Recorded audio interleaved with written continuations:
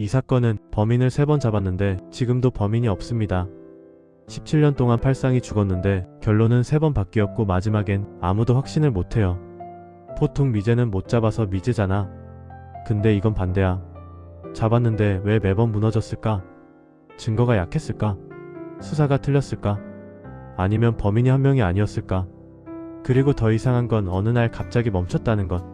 체포 때문인지 죽어서인지 떠났는지 아무도 몰라.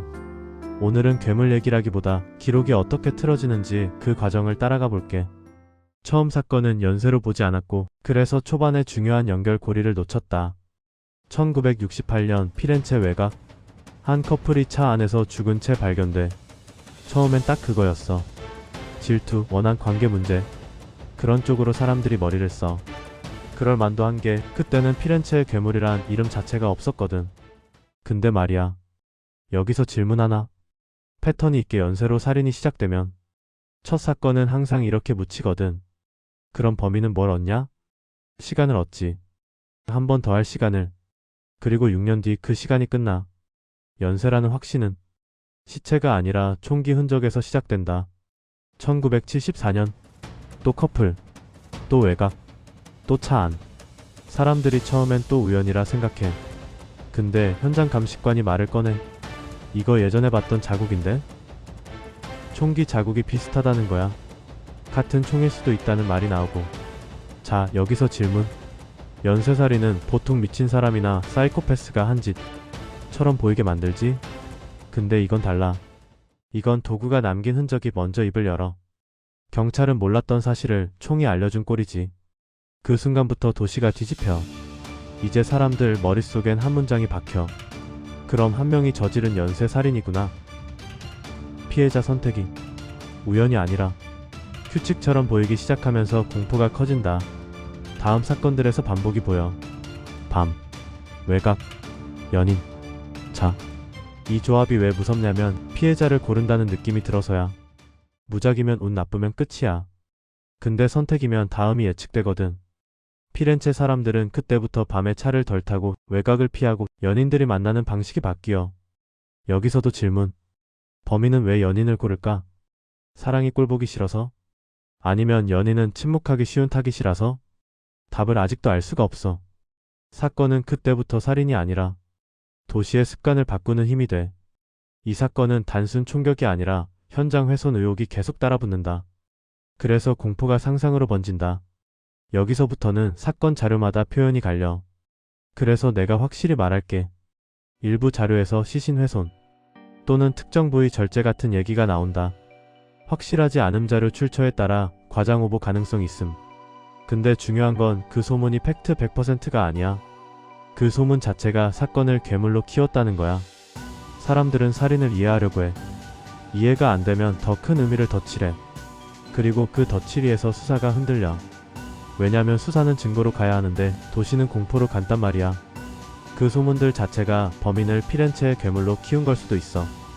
물론 용의자를 체포 못한 게 아니야. 첫 체포는 도시를 진정시키는 결론이었고 그게 오히려 수사를 망친다. 경찰이 용의자들을 잡아. 여러 명. 전과 이상행동, 주변 평판 그럴듯한 사람들이야. 여기서 핵심 질문. 경찰이 정말로 증거로 잡았을까? 아니면 사람들이 원한 결론으로 잡았을까? 도시는 박수를 쳐. 언론은 크게 써. 사람들은 숨을 쉬어. 그 순간 수사는 끝나버려. 근데 사건은 끝난 척하다가 다시 살아나. 판결이 흔들리는 순간 진짜 범인보다 먼저 수사 신뢰가 죽는다. 몇 년이 지나서 증거 해석이 다시 올라와. 총기 일치, 연결 논리, 진술의 무게 이런 것들이 삐걱대기 시작해. 그때부터 시청자가 아니라 시민들이 이런 말을 해. 그럼 처음부터 왜 잡았는데? 이 질문이 나오면 무섭다. 괴물이 한 번 더 웃는 거야. 왜냐면 경찰이 틀렸다는 순간부터 범인은 시간을 다시 얻거든. 두 번째 용의자는 증거보다 사람들의 얘기가 앞섰고 그래서 또 무너질 수밖에 없었다.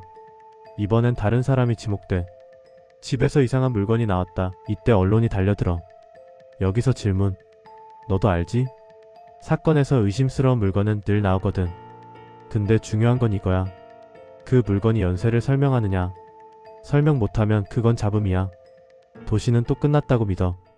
그런데 또 뒤집혀. 연쇄의 도구가 끝내 발견되지 않은 사건은 범인보다 수사 시스템이 먼저 의심받는다. 17년 동안 같은 총이 쓰였다는 말이 계속 따라다녀. 근데 그 총이 없어. 이게 의미하는 게 뭔지 알아? 범인이 체포돼도 총이 없으면 범죄가 성립이 안 돼. 판결이 끝나도 유죄가 성립이 될 수 없는 거야. 총이 없다는 건 범인이 너무 영리했다는 뜻일까? 아니면 범인이 한 명이 아니라는 뜻일까? 1985년 이후로 사건은 갑자기 멈춰. 근데 이 멈춤이 제일 소름이야. 체포 때문에 멈췄다면 총이 나와야 해. 사망 때문에 멈췄다면 흔적이 있어야 해. 범인이 이주했다면 다른 도시에서 비슷한 게 터져야 해. 근데 그게 선명하지가 않아. 그래서 사람들은 도망갈 자리를 찾지. 혹시 범인은 우리 주변에서 그냥 조용히 늙어갔을까? 이 사건의 핵심은 살인이 아니라 경찰의 결론이 3번 붕괴된 이야기야. 이제 정리해보자. 연쇄는 있었던 것처럼 보인다. 총기 흔적 패턴. 그런데 체포는 3번이나 흔들렸다. 도구는 끝내 나오지 않았다. 사건은 이유 없이 멈췄다. 이 네 줄이면 사람들은 마지막에 이런 결론을 내려. 범인보다 수사가 더 무섭다. 왜? 범인은 한 번 죽이지만 수사는 도시 전체의 믿음을 죽이니까. 확실한 건 단 하나, 연쇄를 설명하는 완전한 결론이 아직 없다는 것. 여기서부터는 내가 함부로 단정하면 안 돼. 그래서 선을 긋고 말할게. 범인이 누구인지 아직도 알 수 없어. 단독범인지 다수범인지 이것도 역시 정확하지 않아. 특정 조직 집단 개입설 이것 역시. 하지만 사건이 우리한테 남긴 질문은 명확해. 왜 3번의 결론이 모두 무너졌는가? 사실 저 3번의 결론이 무너진 것이 오늘 이야기의 핵심이야. 이 사건의 마지막 장면은 연쇄살인이 아니라 기록이야. 우리는 잡았다라는 문장이 3번 써졌고 3번 지워졌어. 그리고 그 사이에서 진짜 범인은 사라졌지. 범인이 아니라 기록이 바뀌는 사건. 그때 진짜 질문 하나만 남겨둘게. 누가 사건을 끝내는가? 범인인가 기록인가?